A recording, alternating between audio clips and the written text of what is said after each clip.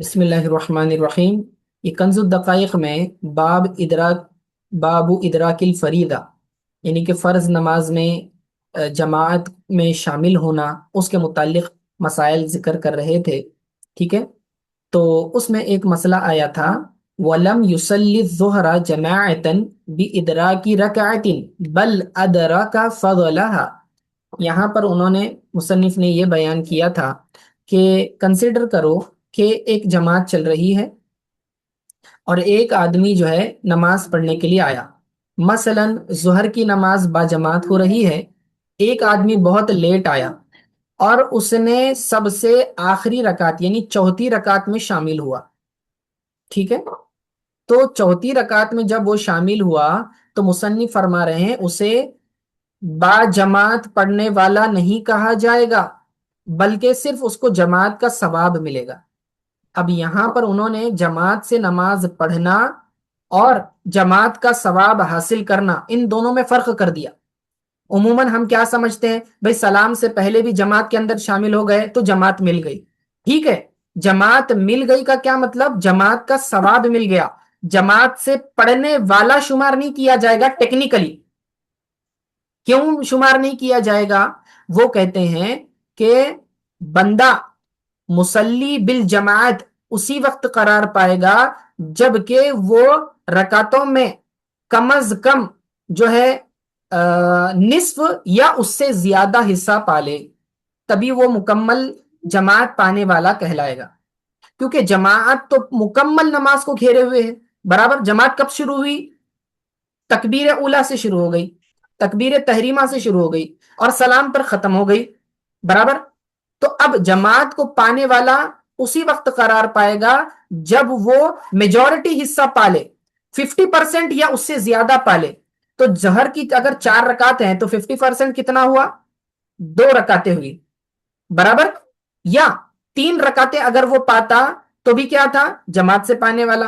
तो 50% या उससे ज्यादा उसने उसको हासिल करना चाहिए था, तभी वो जमात से पढ़ने वाला टेक्निकली करार पाएगा। हाँ, रही बात सवाब की, तो जमात का सवाब तो मिल जाएगा उसको, नो प्रॉब्लम। समझे, यानी उसको पूरी नमाज जमात का सवाब मिलेगा। जमात का सवाब कैसा, फरमाया कि एक अकेले मुनफरिद नमाज पढ़ने वाले और जमात के नमाज पढ़ने वाले में कितना, 27 दर्जे फर्क करार दिया गया, यानी 27 गुना ज्यादा सवाब मिलता है जमात से पढ़ने पर। तो उसको जमात का सवाब तो मिल गया, लेकिन उसे मुसल्ली बा जमात नहीं कहा जाएगा। अब आप सोचेंगे ऐसा क्यों, इसका फायदा क्या निकलेगा, तो उन्होंने दलील क्या दी कि इदराकुल फरीजा में लाजिम है कि वो आदमी 50% या उससे ज्यादा नमाज जमात को पाले। उसने नमाज को तो पाया है, सवाब को भी पाया है, नो डाउट, लेकिन जमात को उसने मेजॉरिटी हिस्सा नहीं पाया। ठीक है, तो अब देखिए इस पर एक जुजवी मसला उन्होंने हाशिए में जिक्र किया। कहते हैं कि एक आदमी ने कसम उठाई। क्या कसम उठाई, कहने लगा कि अगर मैंने जोहर की नमाज बाजमात अदा की तो मेरा गुलाम आजाद है। ठीक है, उसने ऐसी कसम उठा ली। तो अब मुझे बताओ, एक आदमी आया, वही आदमी जिसने कसम खाई, जोहर की नमाज में आया और उसको आखिरी रकात मिली, अब उसका गुलाम आजाद होगा कि नहीं होगा, समझे, उसकी कसम टूटेगी कि नहीं टूटेगी, यानी उसका गुलाम आजाद होगा नहीं होगा। तो मुसन्निफ फरमा रहे हैं कि नहीं, वह हानिस नहीं होगा, उसकी कसम नहीं टूटेगी। क्यों नहीं टूटेगी, कहते हैं कि उसने सिर्फ एक रकात पाई है और एक रकात जो है 50% से कम है, उसने 50 या उससे ज्यादा नहीं पाया। सल्ला कुल्लहू और अक्सरहू, अक्सर उसने पाना चाहिए, मोर देन 50% होना चाहिए। तो एक रकात तो 25% हो गई, तो इस वजह से उसकी कसम नहीं टूटेगी फरमाया। ठीक है, तो ये ये इसकी तफसील में है अदालत का भी। मुकदमा के जैसा है ये। जी, हाँ लॉ है ना। अदालत का मुकदमा के जैसा है। कंजुद दकाइक क्या है, ये इस फिक्र किसे कहते हैं, ज्यूरिस्प्रूडेंस को कहते हैं, और फुकहा ज्यूरिस्ट्स होते हैं। ये लॉयर भी हैं, ये जज भी हैं, समझे। तो ये लॉ का सब्जेक्ट है इस्लाम के। आगे चलें, एक और मसला रह गया था, मैं बताता हूं। ये कौन सा रह गया,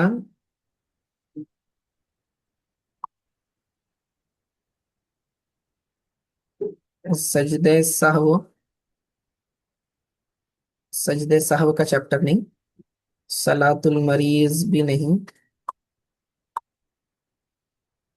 सजदे तिलावत का भी चैप्टर हो गया था। आगे देखते हैं। हम्म,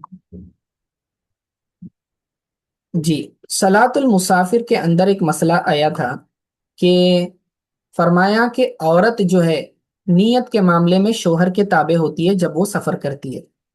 ठीक है, यहाँ पर एक जिक्र आया, देखिए। देखो, वतुअतबरु नियतुल इकामती वस्सफरी मिनल असली दून तबई कल मरअती वल अब्दी वल जुंदी।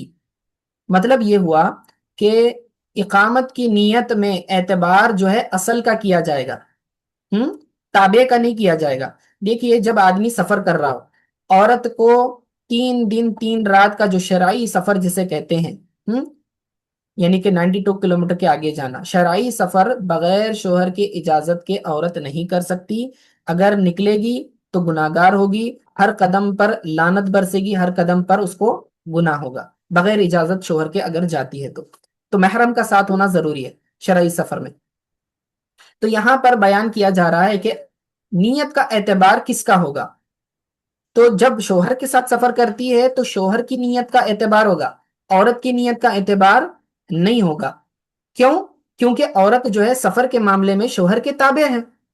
तो इकामत की नीयत यानी कहीं रहने की नीयत अगर शोहर करेगा तो उसकी नीयत का एतबार होगा। मसलन अगर कोई जो है पूना से जो है सफर करना चाह रहा है चेन्नई की तरफ, ठीक है, एक आदमी जा रहा है, उसके साथ उसकी औरत भी है।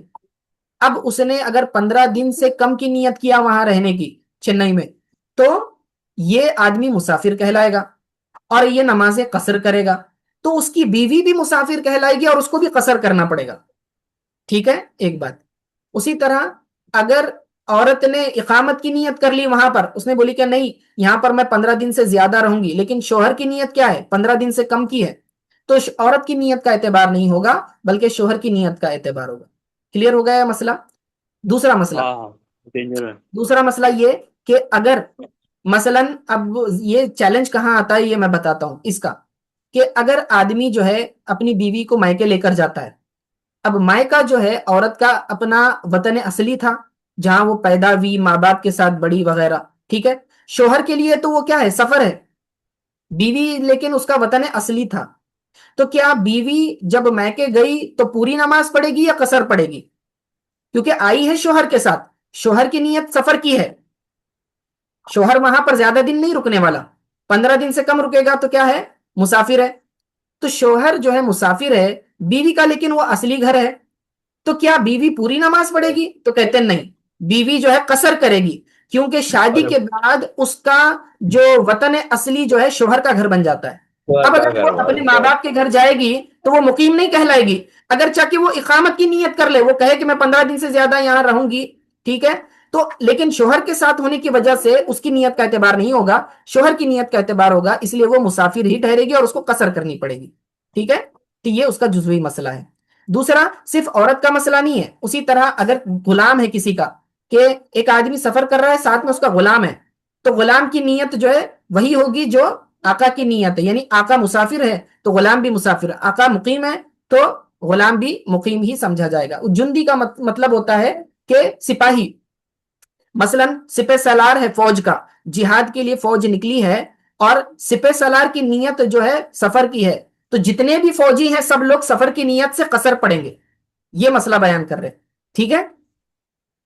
और ये एक मसला रह गया था, वल आसी का गैरी ही, वल आसी का गैरी, और गुनाहगार जो है उसके तरह ही है, का गैरी ही, दूसरे यानी कि ऊपर जो जिक्र किया। असल में ऊपर क्या मसला जिक्र हुआ था, वतन असली का।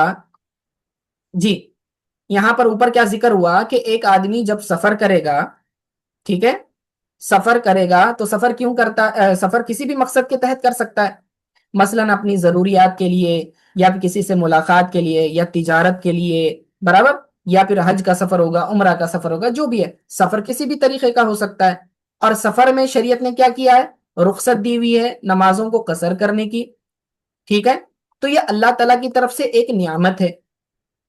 ہاں یہ بات تو طے ہے، لیکن اب ایک جزوی مسئلہ ذکر کر کے یہ کہہ رہے ہیں کہ اگر کسی آدمی نے گناہ کی نیت سے سفر کیا، مثلا کسی کو قتل کرنے کی نیت سے جو ہے سفر کیا، یا پھر جو ہے کسی کو جو ہے ہلاک و برباد کرنے کے لیے یا مال چرانے کے لیے سفر کیا، ڈاکہ ڈالنے کے لیے سفر کیا، ٹھیک ہے، بینک لوٹنے کے لیے سفر کیا، تو اب مجھے بتاؤ کہ اس سفر میں وہ قصر کرے گا کہ نہیں کرے گا؟ اس کی نیت گناہ کی ہے، تو احناف کے نزدیک سفر چاہے ثواب والا ہو یا گناہ والا ہو، دونوں صورتوں میں قصر کے احکام لازم ہوں گے، سمجھے؟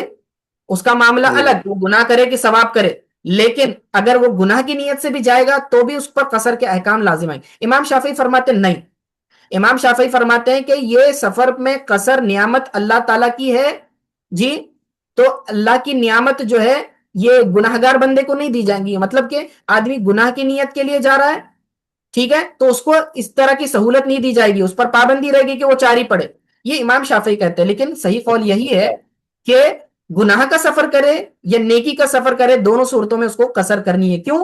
کیونکہ ہماری دلیل یہ ہے کہ قرآن میں اللہ تعالیٰ نے مطلق ذکر کا فرمایا ہے، ومن کانا فی سفر، جو کوئی آدمی سفر میں ہو، لیکن وہاں پر تفصیل نہیں ہے، یہ نہیں بتایا سفر گناہ کا ہو یا سفر نیکی کا ہو، صرف سفر کا ذکر آیا، تو چونکہ قرآن نے مطلق کہا ہے اس لیے ہم بھی اس کو مطلق مانتے ہیں، تو ہر طرح کے سفر میں قصر کے احکام لازم ہوں گے۔ یہ مسئلہ رہ گیا تھا ہمارا بیان کرتے وقت، ٹھیک ہے، تو یہاں پر ہمارا چیپٹر ختم ہو گیا تھا۔